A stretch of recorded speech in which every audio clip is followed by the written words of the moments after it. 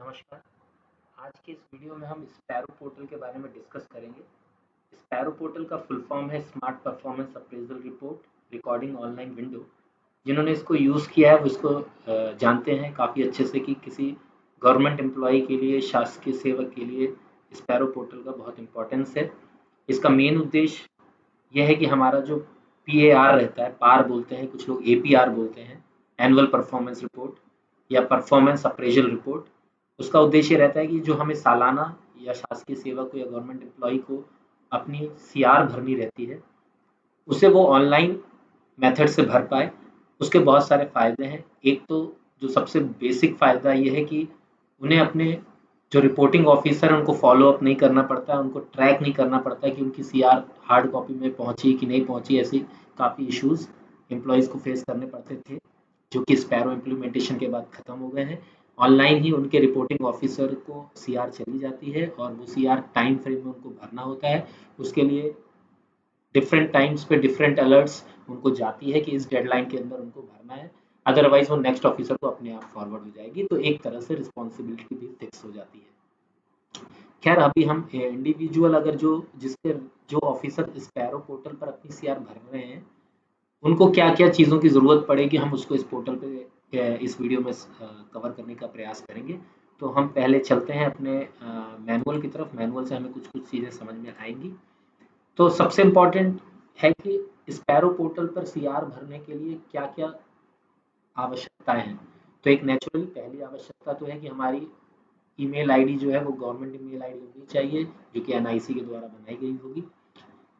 तो इम्पॉर्टेंट है NIC email ID, चूंकि गवर्नमेंट एम्प्लॉय के पास जो होती है उसी से स्पैरो पोर्टल पर लॉगिन किया जा सकता है, उसी यूजर नेम पासवर्ड से। और अब वो परिचय की तरफ चला जाएगा तो OTP भी आएगा एम्प्लॉय के पास। उस OTP को डालने के बाद वो एक्सेस कर पाएंगे स्पैरो पोर्टल। फिर या तो डिजिटल सिग्नेचर सर्टिफिकेट है, जो एक डोंगल की तरह होता है। उसको क्योंकि सबमिट जब CR करेंगे तो हमको उसको साइन करना है। जैसे मैनुअल प्रोसेस में उसको पेन से साइन करते थे, उसको हम DSC से कर सकते हैं।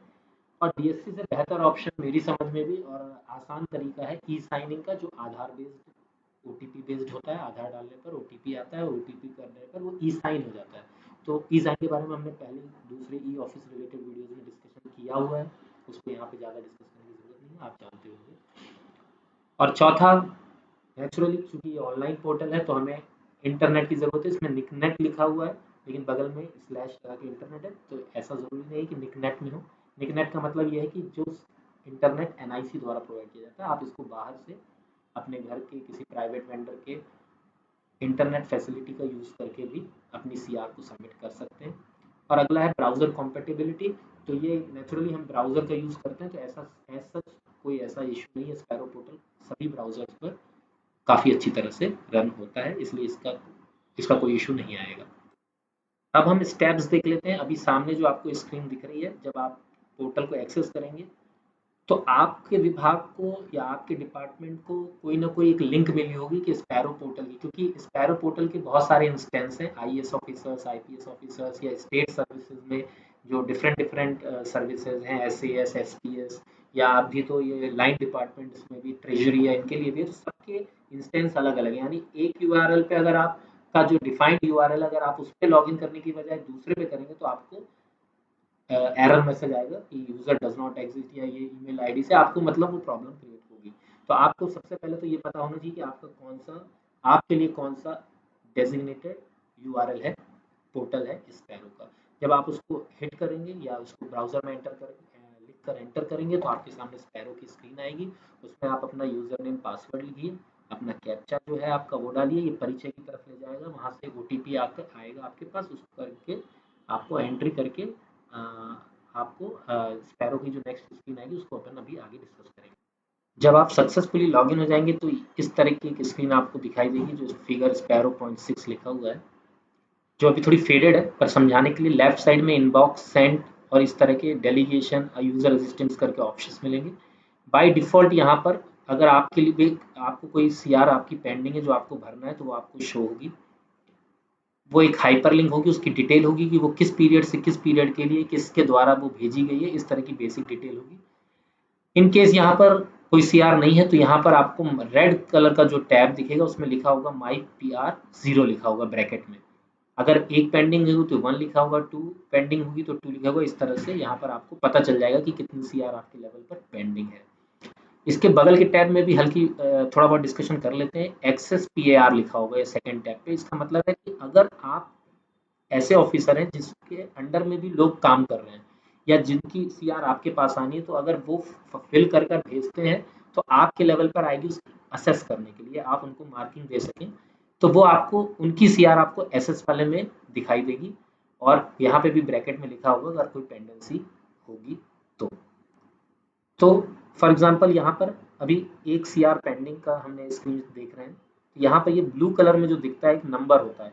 ये नंबर में एक्चुअली आपका जिस पीरियड का सीआर है वो भी मेंशन होता है और एक यूनिक नंबर भी होता है उस सीआर को पहचानने के लिए।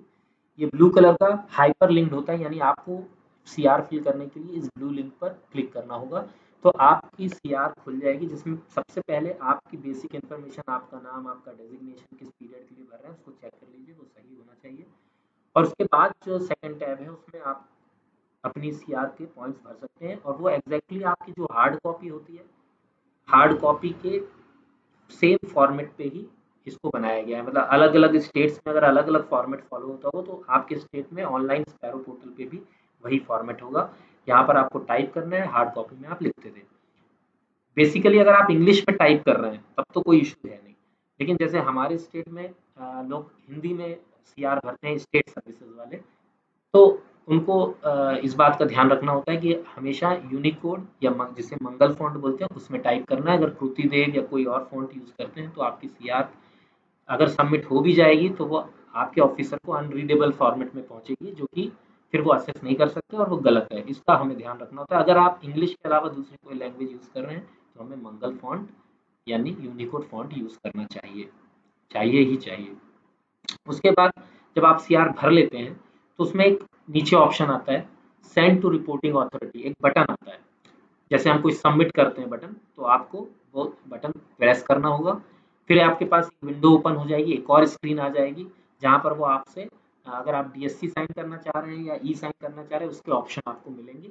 आप जो भी प्रेफर करें, मेरे हिसाब से तो ई साइन प्रेफरेबल है क्योंकि डीएससी के लिए काफ़ी सारे कॉन्फ़िगरेशन करके रखने पड़ते हैं, जावा की सेटिंग ये वो, तो उस डिपेंड, और डीएससी को अलग से रजिस्टर करो, वो सारी चीज़ें ई साइन में कुछ भी नहीं करना पड़ता। हमें सिर्फ आधार नंबर मेंशन करना पड़ता है और हमारे रजिस्टर्ड आधार नंबर के अगेंस्ट जो मोबाइल नंबर रजिस्टर्ड है उस पर ओटीपी आता है, जिसको हमको ओटीपी लिखकर सबमिट करने से हमारी सीआर ई साइन होकर हमारे रिपोर्टिंग ऑफिसर को चली जाती है। जो हम डिस्कशन अभी कर रहे थे उसी की स्क्रीन यहाँ पर है। जो आप सीआर भरते जाएंगे उसके नीचे एक तो बटन होगा save as draft, left most, मतलब आप जो भर रहे हैं उसको थोड़ी थोड़ी समय में ऑटोमेटिकली सिस्टम भी सेव करता है और आपको भी सेव करते रहना चाहिए, ताकि अगर इंटरनेट, जो कि मैंने एक बार एक्सपीरियंस भी किया है कि इंटरनेट लाइन डाउन हो गई थी तो सीआर जो है जो हमारा लास्ट सेव्स के बाद जो सीआर थी वो जो भी फिल किया था वो वॉश आउट हो गया है, फ्लश आउट हो गया, उसको दोबारा करना पड़ा। तो आप सेव एज ड्राफ्ट में थोड़ी थोड़ी देर में इसको प्रेस करते रहिए, एक अच्छी प्रैक्टिस है। फिर सेकंड बटन जो हम डिस्कस कर रहे थे सबमिट विद डीएससी, तो अगर आप डीएससी सिग्नेचर साइन करना चाहते हैं तो इसको यूज कीजिए, नहीं तो लास्ट ऑप्शन आएगा सबमिट विद ई साइन, तो ई साइन वाला जो मोस्ट प्रेफरेबल है इसका यूज करके भी आप अपनी सीआर को सबमिट कर सकते हैं। अगर आप ई साइन की तरफ जाएंगे तो एक आपको एक जनरल इस तरह का एक मैसेज दिखेगा जहां आपका कंसेंट मांगेगा, आपको इसको राइट क्लिक चेक बॉक्स को क्लिक करना है, ये राइट चेक मार्क लग जाएगा और आई एग्री करना है। ये एग्जैक्टली चूंकि हम आधार नंबर यूज कर रहे हैं इसको, तो एक तरह की परमिशन है कि आप इसके लिए एग्री हैं कि नहीं। इसको स्पैरो पोर्टल पर करने पर कोई भी हानि नहीं होगी, इसको हम कर सकते हैं, करना ही है। ई साइन के नेक्स्ट स्टेप में आपके सामने जो मैं ओटीपी की बात कर रहा था, इस स्क्रीन में आपको ओटीपी एंटर करके सबमिट विद ई साइन करना है। अगर आपको लगता है नहीं मुझे नहीं करना है या कोई सुधार की आवश्यकता है तो आप नीचे कैंसिलेशन का भी ऑप्शन अवेलेबल है, आप कैंसिल भी कर सकते हैं और दोबारा जाके अपनी सीआर के ऊपर काम कर सकते हैं। जब फाइनली सबमिट होगा तो आपको एक सक्सेसफुली सेंड का मैसेज आ जाएगा और वो जिस भी यूज़र को गया होगा उनका नाम आएगा, यानी आपके रिपोर्टिंग ऑफिसर को यहाँ पर उनका नाम हटा के यूजर 1 लिख दिया है, तो आप यहाँ पर आपकी जो सीआर गई है, एपीआर गई है, उनका नाम भी आएगा, तो आप इंश्योर हो जाएंगे कि आपकी सीआर सक्सेसफुली आपके रिपोर्टिंग ऑफिसर को पहुंच चुकी है। और आपके रिपोर्टिंग ऑफिसर को ही ईमेल के माध्यम से जो उनकी गवर्नमेंट ईमेल आईडी है और एसएमएस के माध्यम से जो रजिस्टर्ड उनका मोबाइल नंबर है उस पर भी ये सूचना चली जाएगी कि किसी कंसर्न ऑफिसर, जो मतलब मान लीजिए इन केस आप हैं तो आपके नाम के साथ कि आपने सबमिट किया सीआर, ऐसा आ जाएगा। उसकी असेसमेंट कर लिया और वो उनको रेगुलर इंटरवल पे ये अलर्ट आती रहेगी कि आपके पास उसकी पेंडेंसी है, आपको वो कवर करना है। इन केस आप रिपोर्टिंग ऑफिसर है तो आपको भी आएगी। और ये एक फ्लो जो है आगे चलेगा। इसमें बहुत सारे पॉइंट है कि एक्चुअली अगर आपकी सीआर आपके पास आ रही है तो एग्जैक्टली किसने भेजी है। तो एक पीएआर मैनेजर होता है और एक कस्टोडियन होता है, उसके बारे में हम आगे की वीडियोस में डिस्कशन करेंगे। इन केस आपका कोई डिटेल या आपकी कोई जानकारी उसमें गलत है तो आपको अपने पीएआर मैनेजर से, आपके डिपार्टमेंट में कोई ना कोई पीआर मैनेजर का रोल कर रहे होंगे, उनसे कांटेक्ट करके उसको अपडेट कराना पड़ेगा। इसके साथ ही सिस्टम को ये कैसे पता चलेगा कि आपकी सीआर किस रिपोर्टिंग ऑफिसर के पास जाना है और उस रिपोर्टिंग ऑफिसर से किस फाइनल अथॉरिटी को जाना है, किस किस चैनल से जाना है, इस प्रक्रिया को बोलते हैं वर्क फ्लो। तो वो वर्क फ्लो भी आपके जो पीआर मैनेजर हैं प्रोबेबली या कस्टोडियन, उनके द्वारा जो बनाया जाएगा, उसमें भी अगर कोई मिस्टेक है तो उसको भी आपको सीआर सबमिट करने से पहले करेक्ट करा लेना चाहिए, ताकि आपकी सीआर सही ऑफिसर के पास फॉरवर्ड हो। तो आगे की वीडियोस में भी हम स्पैरो के बारे में डिस्कशन करेंगे, कस्टोडियन वगैरह के बारे में देखेंगे। इस वीडियो को यहीं पर विराम देते हैं। आशा है ये आप लोगों को मदद कर सकेगा। बहुत बहुत धन्यवाद।